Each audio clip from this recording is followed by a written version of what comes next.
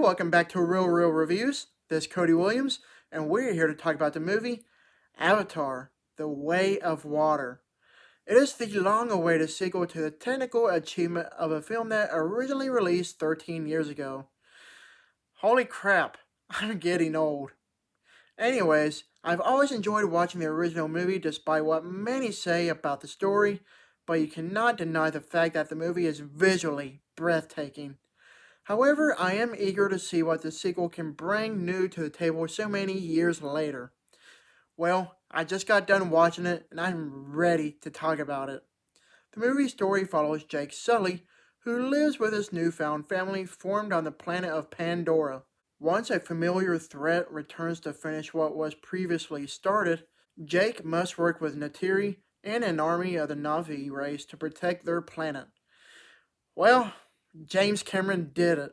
He did the impossible feat of completely outdoing the first Avatar film, at least in my opinion. To say that this movie was phenomenal is quite the understatement because seeing it in high frame rate, real D 3D was definitely quite the experience. I'm not big on movies utilizing high frame rates, anything more than 24 frames per second, because it looks like it has a soap opera effect and it just comes across as distracting more than anything.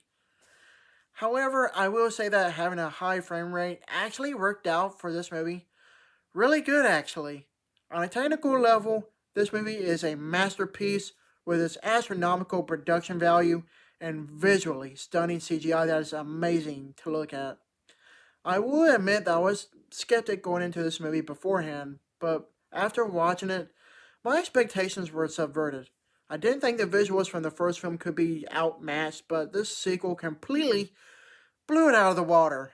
Everything in this movie is scarily photorealistic, and the attention to detail is just crazy. The action scenes were absolutely fun to watch. It was neat having new characters to bond with, and it was a blast to see new creatures of Pandora. The lush forest scenes were great to look at and all, but the underwater scenes are what won me over because they are breathtakingly beautiful.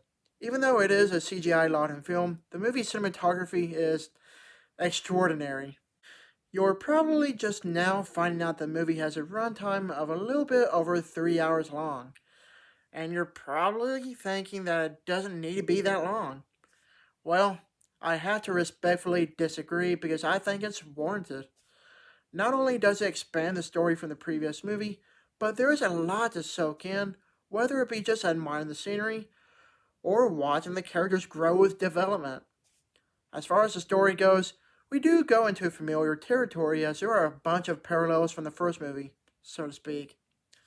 There are some differences, but there are some similarities.